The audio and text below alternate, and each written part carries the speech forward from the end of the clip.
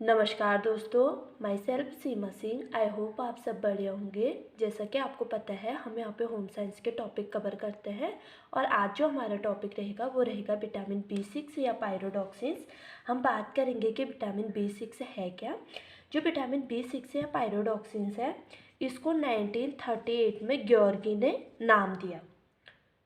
ग्योर्गी ने जो पायरोडॉक्सिन नाम है वो इसको ग्योर्गी ने नाम दिया और कब दिया? 1938 में दिया। जो ग्योर्गी नामक वैज्ञानिक थे, ग्योर्गी ने इस विटामिन B6 के 3 रूप बताए। ठीक है, ग्योर्गी जो वैज्ञानिक है, इन्होंने विटामिन B6 के 3 रूप बताए। वो 3 रूप क्या बताए? इन्होंने पहला बताया कि जो विटामिन बी पायरोडॉक्सिन्स है, B6 है, इसमें पायरोडॉक्सिन पहला तो इन्होंने जो रूप बताया वो पायरोडॉक्सिन्स रूप बताया। सेकंड इन्होंने बताया पायरोडॉक्सोल और थर्ड बताया पायरोडॉक्सामिन। ठीक है, पायरोडॉक्सामिन। इन्होंने जो विटामिन B6 के 3 रूप बताए, किसने बताए? ग्योर्गी ने बताए। इन्होंने 3 रूप जो बताए, उसमें पहले इन्होंने बोला कि पायरोडॉक्सिन्स है एक, और पायरोडॉक्सोल और पायरोडॉक्सामिन। इन तीनों का सम्मिलित रूप है। इन 3 विटामिनों का ये सम्मिलित रूप है। ठीक है, विटामिन B6 को हम एंटी डर्मेटाइटिस विटामिन भी बोलते हैं।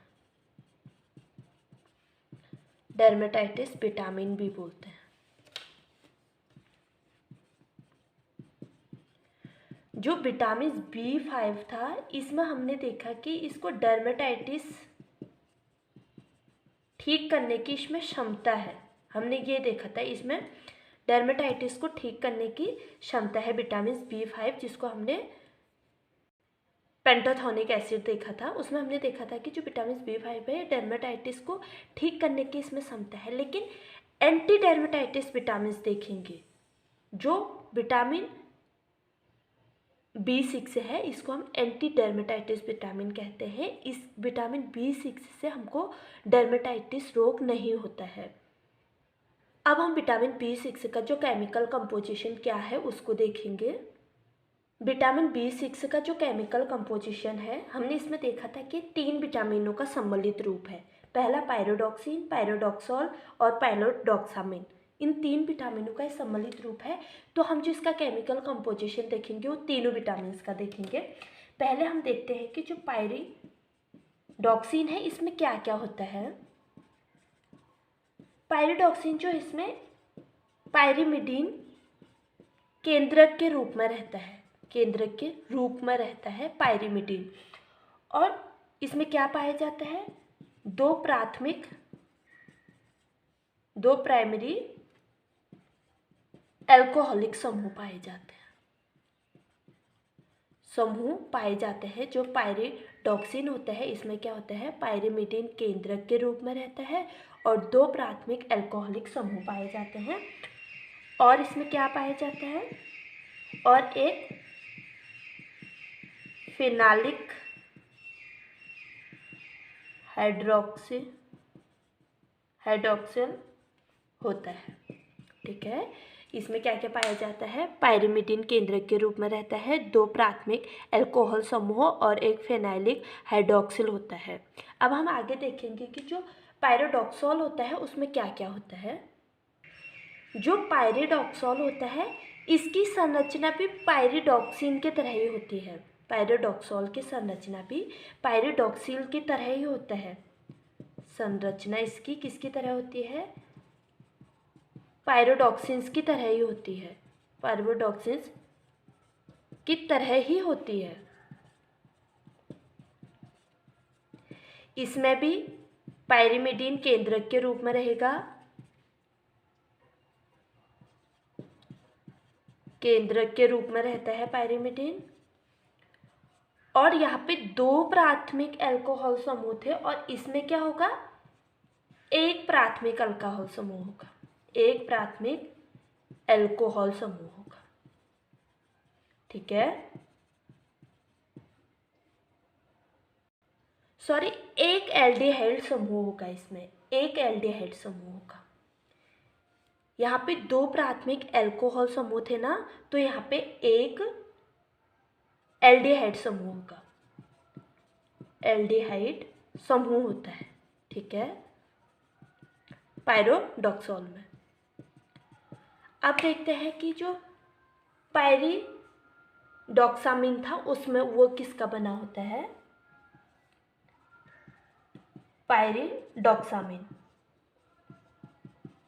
इसमें क्या क्या पाया जाता है, ये भी पायरिडॉक्सिन की तरह होता है। इसमें भी जो केंद्रक होगा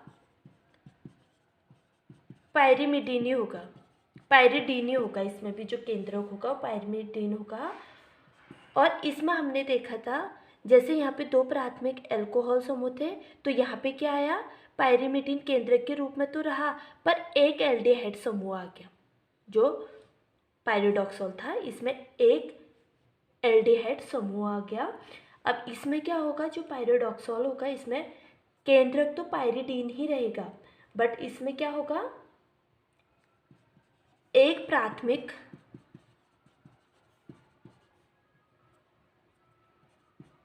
अल्कोहल समूह के स्थान पे, एक प्राथमिक अल्कोहल समूह के स्थान पर क्या होगा, प्राथमिक अमीन होगा। ठीक है, प्राथमिक अमीन होता है। तो हम विटामिन B6 का जो केमिकल कंपोजिशन देखते हैं, इसका रासायनिक संरचना देखते हैं, वो क्या है। रासायनिक संरचना हमने देखा था कि जो विटामिन B6 होता है ये 3 विटामिनों का एक सम्मिलित रूप है। इसमें 3 विटामिन है। 3 विटामिन कौन से हैं, पायरिडॉक्सिन है, पायरिडॉक्सॉल है और पायरिडॉक्सामीन होता है। जो पायरिडॉक्सिन्स होता है इसमें क्या होता है, इसमें पायरिमिडीन केंद्रक के रूप में रहता है और 2 प्राथमिक अल्कोहल समूह और एक फिनाइलिक हाइड्रॉक्सिल होता है। जो पायरिडॉक्सॉल्स होता है, हमने दूसरा विटामिन जो देखा था विटामिन B6 के अंतर्गत, पायरिडॉक्सॉल्स क्या होता है, इसकी संरचना में पायरिडॉक्सिन्स की तरह ही होती है। जो पायरिडॉक्सॉल है इसकी संरचना भी किसकी तरह होगी, पायरिडॉक्सिन्स की तरह ही होगी। इसमें भी जो केंद्रक होगा वो पायरिडीन होगा, पायरिडीन केंद्रक के रूप में ही रहेगा। लेकिन इसमें चेंज कहाँ पे आता है, चेंज यहाँ पे आता है, इसमें 2 प्राथमिक अल्कोहल समूह होते हैं, इसमें एक एल्डिहाइड समूह होता है। ठीक है, जो पायरिमिडीन है, पायरिडॉक्सॉल है, इसमें क्या होता है, पायरिडॉक्सिन में तो हमने देखा तो 2 प्राथमिक अल्कोहल समूह होते हैं, लेकिन जो पायरिडॉक्सॉल होगा इसमें एक एल्डिहाइड समूह होता है। यहाँ पे इसमें चेंज आता है। जो फिर पायरिडॉक्सामीन्स होता है इसमें भी जो केंद्रक होता है पायरिडीन ही होता है। इसकी संरचना भी पायरिडॉक्सिन्स की तरह ही होती है, केंद्रक पायरिडीन ही होता है। लेकिन जो इसमें चेंज आता है, इसमें एक प्राथमिक अल्कोहल, यहाँ पे हमने प्राथमिक अल्कोहल देखा था ना, एक प्राथमिक अल्कोहल समूह के स्थान पर क्या आ जाता है, प्राथमिक एमीन हो जाता है। ठीक है, पायरिडॉक्सिन में प्राथमिक एमीन आ जाता है इसकी संरचना में। तो इनकी जो संरचना है अलग अलग टाइप से है दोनों मिले जुले हैं, है दोनों का, तीनों का जो है सेम है, लेकिन कहीं कहीं पे चेंज है। हमने कहीं पे देखा कि इसमें पायरिडॉक्सिन में देखा 2 प्राथमिक अल्कोहल समूह आते हैं, पायरिडॉक्सॉल्स में देखा कि एक एल्डिहाइड समूह आता है, और पायरिडॉक्सिन में देखा कि एक प्राथमिक अल्कोहल समूह के स्थान पर प्राथमिक एमीन आ जाता है, प्राथमिक एमीन आ जाता है इसकी संरचना में। तो हमने जो विटामिन B6 है इसका केमिकल कंपोजिशन देख लिया। अब हम देखते हैं कि इसकी विशेषताएं क्या क्या है। विटामिन B6 की विशेषताएं देखें, ये गंधहीन होता है, गंध रहित होता है, इसमें कोई स्मेल नहीं होती है, गंध रहित होता है, सफ़ेद रंग का होता है। लगभग जो विटामिन B समूह के जितने भी विटामिन हैं वो सफ़ेद रंग के ही हैं। और जो विटामिन B5 था वो हमने देखा था कि पीले रंग का चिपचिपा गाढ़ा पदार्थ होता है। और लेकिन जो विटामिन B6 है ये क्या होता है, स्मेल नहीं होती है, इसमें सफ़ेद रंग का होता है, रवेदार पदार्थ होता है। रवेदार क्या होता है, क्रिस्टल होते हैं, रवेदार पदार्थ है। क्रिस्टल कैसे, जैसे बालू के क्रिस्टल नहीं होते, बालू के छोटे छोटे कण होते हैं, तो वैसे ही रवेदार पदार्थ होता है। ये जल में एवं अल्कोहल में घुलनशील है। विटामिन बी समूह का जो विटामिन हमने अभी तक देखे वो सब जल में घुलनशील थे, लेकिन जो विटामिन B6 है ये जल में भी घुलनशील है और अल्कोहल में भी घुलनशील है। यानी कि ये विटामिन हमें किस में आता है, अर्ध घुलनशील विटामिन में आता है, जो अल्कोहल में भी घुलता है और जल में भी घुलता है, और धूप में ये नष्ट हो जाता है, नष्ट हो जाता है। धूप में जो विटामिन B6 है ये नष्ट हो जाता है। अब इसके हम देखेंगे कि कार्य क्या क्या है। विशेषता हमने देख ली, गंध रहित होता है, कोई स्मेल नहीं होता है, वाइट कलर का होता है, क्रिस्टलीय फॉर्म में होता है, यह जल में और अल्कोहल दोनों में घुलनशील होता है जो विटामिन B6 होता है, और धूप से नष्ट नहीं होता है। आगे हम देखेंगे जो विटामिन B6 है इसके कार्य क्या क्या हैं। जो विटामिन B6 होता है इसका जो सबसे बड़ा कार्य है वो है ट्रिप्टोफैन को नियासिन में बदलना, नियासिन में परिवर्तित करना। ठीक है, जो विटामिन B6 है ये ट्रिप्टोफैन को नियासिन में परिवर्तित करता है। जब हमने विटामिन B3 देखा था नियासिन, उसमें हमने देखा था कि जो ट्रिप्टोफैन होता है नाइसिन के निर्माण में सहायक होता है। ट्रिप्टोफैन विटामिन B3 वाले चैप्टर में हमने ये देखा था, लेकिन जो ट्रिप्टोफैन को नियासिन में परिवर्तित करता है वो विटामिन B6 होता है। जो ट्रिप्टोफैन को नियासिन में परिवर्तित करता है वो विटामिन B6 होता है। और जो विटामिन B3 देखा था उसमें हमने देखा था कि ट्रिप्टोफैन के निर्माण में नियासिन सहायक होता है, और नियासिन को परिवर्तित कौन करता है, ट्रिप्टोफैन को नियासिन में परिवर्तित करता है। ट्रिप्टोफैन नियासिन को नियासिन में परिवर्तित करता है। जो विटामिन B6 है वो क्या करता है, ट्रिप्टोफैन को नियासिन में परिवर्तित करता है। अब जो नियासिन है, जब ये ट्रिप्टोफैन विटामिन B6 है ये ट्रिप्टोफैन को नियासिन में परिवर्तित करेगा, तो इसका प्रोसेस क्या रहेगा। जो ट्रिप्टोफैन है हम विटामिन B6 लेंगे, ट्रिप्टोफैन हमारा किस में बदलेगा, काइन्यूरेनिन में बदलेगा, काइन्यूरेनिन में बदलता है। ठीक है, जो विटामिन ट्रिप्टोफैन है काइन्यूरेनिन में बदलता है। जब हम विटामिन B6 लेते हैं तो नियासिन में ये ट्रिप्टोफैन को नियासिन में परिवर्तित करता है विटामिन B6। तो जो पहला स्टेप होगा वो क्या होगा, काइन्यूरेनिन होगा। फिर इसके बाद ये क्या होगा, इसके बाद ये हाइड्रोक्सी काइन्यूरेनिन में परिवर्तित हो जाता है। ठीक है, इसके बाद फर्स्ट स्टेप तो इसका ये हो गया, फर्स्ट स्टेप तो ट्रिप्टोफैन हो गया। ट्रिप्टोफैन जब उस पर प्रोसेस होता है तो ये काइन्यूरेनिन में बदलता है। सेकेंड प्रोसेस, थर्ड प्रोसेस हो गया कि काइन्यूरेनिन से किस में बदलेगा, हाइड्रोक्सी काइन्यूरेनिन में परिवर्तित हो जाएगा। फिर जब ये हाइड्रोक्सी काइन्यूरेनिन में परिवर्तित होगा तो चौथा प्रोसेस जो होगा वो होगा कि 5 हाइड्रोक्सी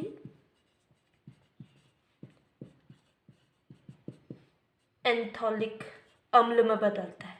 ठीक है, चौथा प्रोसेस में ये 5 हाइड्रोक्सी एंथोलिक अम्ल में बदलता है। फिर इसके बाद ये क्या होता है, तब जाके नियासिन में बदलता है। इतने सारे प्रोसेस जो विटामिन B6 ट्रिप्टोफैन को नियासिन में बदलने के लिए करता है, उसके बाद ये नियासिन में बदलता है। और नियासिन में बदलने के लिए इसको विटामिन B6 मदद करता है। ये पांचवा प्रोसेस हो गया। ठीक है, तो हमने देखा कि जो ट्रिप्टोफैन होता है विटामिन B6 जो होता है वो ट्रिप्टोफैन को नियासिन में बदलने में परिवर्तित करने में मदद करता है। जो ट्रिप्टोफैन का प्रोसेस होता है, ट्रिप्टोफैन नाइसिन में कैसे बदलेगा उसका प्रोसेस ये होता है, पहले काइन्यूरेनिन में बदलता है, उसके बाद हाइड्रोक्सी काइन्यूरेनिन में परिवर्तित होता है, उसके बाद 5 हाइड्रोक्सी एथिलीक अम्ल बनते हैं, फिर उसके बाद जाके नियासिन में बदलता है। और नियासिन में बदलने के लिए जो विटामिन B6 है इसकी हेल्प करता है। अगर हमारी बॉडी में विटामिन B6 की कमी हो जाती है तो तब क्या होता है, विटामिन B6 की जब कमी हो रही है, B6 की कमी हो रही है, जो हमारे ट्रिप्टोफैन काइन्यूरेनिन में तो बदल जाएगा, लेकिन उसके बाद जो हाइड्रोक्सी काइन्यूरेनिन है इसमें ये नहीं बदल पाएगा। हाइड्रोक्सी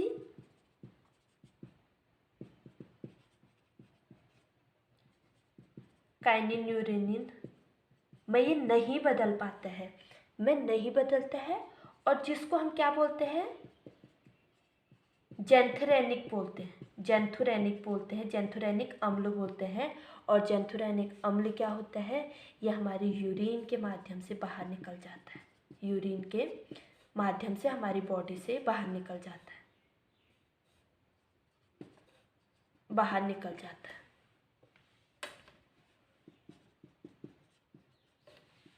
ठीक है। और हमारी बॉडी में नियासिन का निर्माण नहीं हो पाता है, जिससे हमें क्या हो जाता है, पेलाग्रा रोग हो जाता है। इसीलिए हमने विटामिन B6 को एंटी डर्मेटाइटिस विटामिन या एंटी पेलाग्रा रोग भी, एंटी पेलाग्रा विटामिन भी बोला था। विटामिन B6 की अगर हमारी बॉडी में कमी हो जाती है, अगर विटामिन B6 अपनी सही मात्रा में रहता है तो ये सारी प्रोसेस होंगी, नियासिन की हमें प्राप्ति होगी। लेकिन विटामिन B6 की कमी हो जाती है तो जो हमारा काइनिन्यूरिन है ये हाइड्रोक्सी काइनिन्यूरिन में नहीं बदलेगा, हाइड्रोक्सी काइनिन्यूरिन में नहीं बदलेगा तो ये क्या बनेगा, ये जेंथुरेनिक अम्ल बनेगा। और जेंथुरेनिक अम्ल बनेगा तो जो जेंथुरेनिक अम्ल होता है ये हमारे यूरिन के माध्यम से हमारी बॉडी से बाहर निकल जाता है, जिससे जो विटामिन नियासिन का हमारी बॉडी में निर्माण नहीं हो पाता है, जिससे हमें पेलाग्रा रोग देखने को मिलता है। ये तो हमने देखा कि जो विटामिन B6 है उसका कार्य जो है कि ट्रिप्टोफैन को नियासिन में परिवर्तित करने का ये कार्य करता है। फर्स्ट कार्य तो हमने ये देख लिया और ये प्रोसेस भी देख लिया कि कैसे कैसे करता है, और इसकी सही मात्रा में रहेगा तो क्या प्रोसेस होगी, और सही मात्रा में नहीं रहेगा विटामिन B6 तो क्या प्रॉब्लम रहेगी। अब हमने पहला तो देख लिया इसका कार्य। सेकंड कार्य इसका क्या होता है, सेकंड कार्य इसका होता है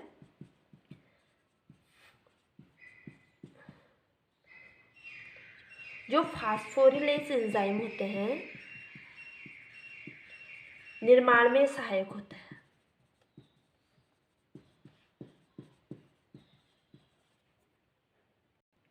क्या होता है, फास्फोरिलेज एंजाइम्स के निर्माण में सहायक होता है। और फास्फोरिलेज एंजाइम कहाँ पाए जाते हैं, हमारे मांसपेशियों में पाए जाते हैं। ठीक है, मांसपेशियों में फास्फोरिलेज एंजाइम पाए जाते हैं, उसके निर्माण में भी जो विटामिन B6 है ये सहायक होता है। और कोएंजाइम्स के निर्माण में सहायक होता है, कोएंजाइम विटामिन A के निर्माण में सहायक होता है। कोएंजाइम विटामिन A है, हमें पता है ना, तो विटामिन A के निर्माण में सहायक होता है। शारीरिक वृद्धि के लिए सहायक होता है, ये हम सभी विटामिन में पढ़ चुके हैं कि सभी विटामिन हमारे शारीरिक वृद्धि में सहायक होते हैं। तो विटामिन B6 भी सहायक होता है। और लिनोलिक अम्ल को आर्किडोनिक अम्ल में बदलने में सहायक होता है। तो ये हमने देख लिया कि जो विटामिन B6 है इसके कार्य क्या है, ये ट्रिप्टोफैन को नियासिन में परिवर्तित करता है। इसका हमने प्रोसेस देख लिया। ट्रिप्टोफैन पहले काइनिन्यूरिया में बदलता है, उसके बाद हाइड्रोक्सी काइनिन्यूरिया में बदलता है, उसके बाद 5 हाइड्रोक्सी एंथेनोलिक अम्ल बनता है, और फिर उसके बाद नियासिन में बदल जाता है।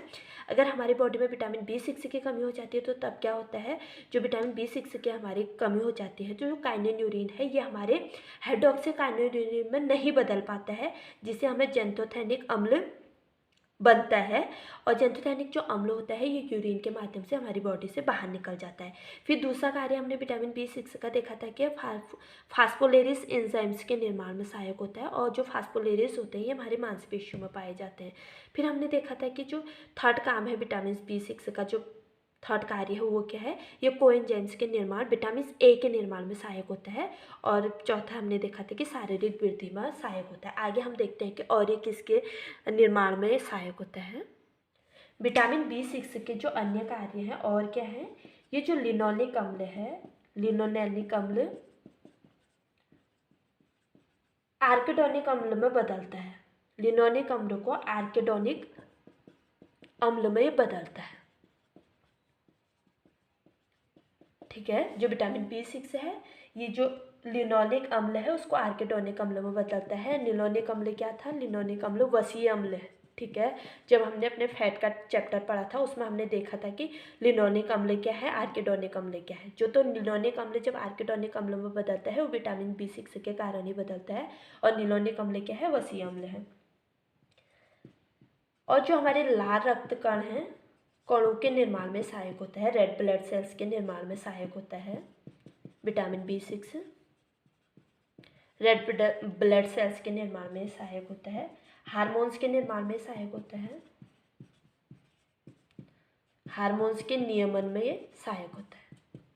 और हार्मोन्स में भी कौन हार्मोन्स में, थायराइड में जो हमारे थायरॉक्सिन ग्लैंड से निकलती है, एड्रिनल में सहायक होता है, एड्रिनल हार्मोन्स, और इंसुलिन के नियमन में भी सहायक होता है। इंसुलिन जो हमारे अग्नाशय की लैंगरहैंसी की डिंपिकाओं से निकलता है, इसके निर्माण में भी सहायक होता है। हमने देखा था कि जो इंसुलिन के अगर हमारी बॉडी में हमारे ब्लड में इंसुलिन अधिक हो जाता है तो हमको मधुमेह रोग देखने को मिलता है। मधुमेह रोग देखने को मिलता है, जो हमारा शुगर होता है वो हमारे यूरिन के थ्रू हमारी बॉडी से बाहर निकलने लगता है। हमने जब अपना फैट वाला चैप्टर पढ़ा था, कार्बोहाइड्रेट वाला चैप्टर पढ़ा था, उसमें देखा था कि जो मधुमेह बीमारी होती है वो क्या होता है। इसमें क्या होता है, जो मधुमेह होता है इसमें होता है कि जो हमारा ब्लड है उसमें शुगर की मात्रा अधिक हो जाती है, और जो शुगर हमारा स्टोर होकर ग्लाइकोजन के रूप में हमारे लीवर में उसको स्टोर होना चाहिए था, वो हमारे लीवर में स्टोर नहीं होता है। वो क्या होता है, हमारे ब्लड में मिल जाता है। हमारे ब्लड में अगर शुगर की मात्रा अधिक हो जाती है तो वो यूरिन के थ्रू हमारी बॉडी से बाहर निकलने लगता है। अगर यूरिन के थ्रू हमारी बॉडी से बाहर निकल रहा है तो उस रोग को हम मधुमेह डायबिटीज़ रोग बोलते हैं। ठीक है, अब हम आगे देखते हैं कि पायरोडॉक्सिन्स की कमी से क्या होगा। जब विटामिन B6 की कमी हो जाएगी तब क्या होगा। विटामिन B6 की कमी से जो सबसे पहले हमको देखने को मिलता है वो माइक्रोसाइटिक एनीमिया देखने को मिलता है। माइक्रोसाइटिक एनीमिया, ऐसा कोई भी एग्ज़ाम नहीं है जिसमें ये नहीं पूछा गया कि विटामिन B6 की कमी से कौन सा एनीमिया होता है। तो विटामिन B6 की कमी से जो होता है माइक्रोसाइटिक एनीमिया होता है, और शारीरिक वृद्धि रुक जाती है, शारीरिक वृद्धि रुक जाती है। जब विटामिन B6 की कमी होती है तो शारीरिक वृद्धि रुक जाती है, शरीर में ऑक्सीजन की कमी हो जाती है, ऑक्सीजन की कमी हो जाती है। अगर एनीमिया हो रहा है तो अपने आप ही ऑक्सीजन की कमी हो जाएगी, हमारे बॉडी में ब्लड नहीं होगा, और ब्लड नहीं होगा तो हमारी जो कोशिकाएं हैं उन तक जो ऑक्सीजन है वो पहुंचाने का कार्य कंप्लीट नहीं हो पाएगा। तो इसीलिए जो ऑक्सीजन की कमी हो जाती है हमारी बॉडी में, और भूख कम लगना, भूख कम लगना। हम कुछ लक्षण तो हम एनीमिया से भी समझ सकते हैं, माइक्रोसाइटिक एनीमिया। एनीमिया हो रहा है तो इसका मतलब ब्लड की कमी हो रही है, ब्लड की कमी हो रही है तो हमारी बॉडी में ऑक्सीजन प्रॉपर मात्रा में नहीं पहुंच पाएगा, ऑक्सीजन नहीं पहुंचेगा तो व्यक्ति चिड़चिड़ा रहेगा, एनीमिया हो रहा है उसको थकान होगी, हीमोग्लोबिन उसका कम होगा, आलस्य रहेगा। ये सारी चीज़ें हमको देखने को मिलेंगे। अगर हम इसके उपचार बोले, विटामिन B6 का अगर हम उपचार करना चाहिए, हमें इसकी कमी ना हो, उसके लिए हम क्या कर सकते हैं। ये खमीर में अधिक पाया जाता है तो हम खमीर का उपयोग कर सकते हैं। यकृत में पाया जाता है, चावल की जो ऊपरी परत होती है उसमें पाया जाता है, ऊपरी परत में पाया जाता है, चावल की ऊपरी परत में पाया जाता है, गेहूं के चोकर में पाया जाता है। इन चीज़ों का हम अपने फूड में अधिक सेवन कर सकते हैं। दाल में पाया जाता है, दूध में पाया जाता है, हरी सब्जियों में पाया जाता है। इन चीज़ों को हम अपने आहार में ले सकते हैं। मांस में पाया जाता है, अंडा में पाया जाता है। तो इसका हम उपचार करना चाहें तो हम अपने डाइट में इन सारी चीज़ों को शामिल कर दें। और जो विटामिन B6 है, विटामिन B6 इसका अवशोषण कहाँ होता है, इसका अवशोषण छोटी आंत में होता है। लगभग सभी विटामिनों का जो अवशोषण है वो छोटी आंत में ही होता है। हम हर जो भी विटामिन पढ़ेंगे उसमें देखेंगे कि किसका अवशोषण कहाँ होता है। तो जो विटामिन B6 का अवशोषण होता है ये छोटी आंत में होता है, और हमने देखा था कि ये ऊतकों में फास्फेट के रूप में रहता है। जो विटामिन B6 है ये हमारे ऊतकों में फास्फेट के रूप में रहता है, और वैसे तो इसकी अधिकता हमारी बॉडी में देखने को नहीं मिलती है। अगर अधिकता, जल में घुलनशील विटामिन है, अधिकता इसकी बॉडी में हो ही नहीं सकती है। अगर फिर भी इसकी कभी हमारी बॉडी में अधिकता देखने को मिल जाती है तो ये मूत्र के माध्यम से, पसीने के माध्यम से हमारी बॉडी से बाहर निकल जाता है, और वैसे नॉर्मली इसकी अधिकता देखने को नहीं मिलती है। तो ये हमने देख लिया कि जो विटामिन B6 था इसकी कमी से क्या हो रहा है। विटामिन B6 की कमी से मैकोसाइटिक से एनीमिया हो जाता है, शरीर की वृद्धि रुक जाती है, शरीर में ऑक्सीकरण की कमी हो जाती है, ऑक्सीजन की कमी हो जाती है, भूख कम लगना। और उपचार हमने इसका देखा था कि हम खमीर, यकृत, तो चावल की भूसी, गेहूँ का चोकर, दाल, दूध, हरी सब्जियाँ और मांस और अंडा अपने डाइट में संतुलित रूप में इसको सम्मिलित करें तो हमें इस विटामिन B6 की कमी देखने को नहीं मिलेगी। और विटामिन जो B6 है इसका अवशोषण हमारी छोटी आंत में होता है।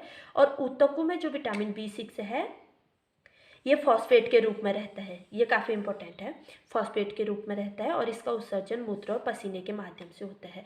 जो एक चीज़ हमें ये ध्यान रखना बहुत ज़रूरी है, जो भी जल में घुलनशील विटामिन है अगर इनका उत्सर्जन आता है, उत्सर्जन यानी कि हमारी बॉडी से बाहर निकलना, तो ये हमारे यूरिन और पसीने के माध्यम से बाहर निकल जाता है। यूरिन और पसीने से बाहर निकलने लग जाते हैं और इनकी अधिकता हमारी बॉडी में देखने को वैसे नॉर्मली नहीं मिलती, लेकिन किसी किसी केस में ऐसा होता है कि इनकी अधिकता भी देखने को मिलती है। वैसे इसकी अधिकता देखने को नहीं मिलती है और अधिक हो भी रहा है तो ये हमारे यूरिन और पसीने के माध्यम से बाहर निकल जाता है। आई होप मैंने आपको ये विटामिन B6 ईजी तरीके से समझाने की कोशिश की। अगर आपको मेरी वीडियो पसंद आए तो प्लीज़ लाइक, शेयर, कमेंट और सब्सक्राइब करना ना भूलें। मिलते हैं अपने अगले वीडियो में, तब तक के लिए बाय।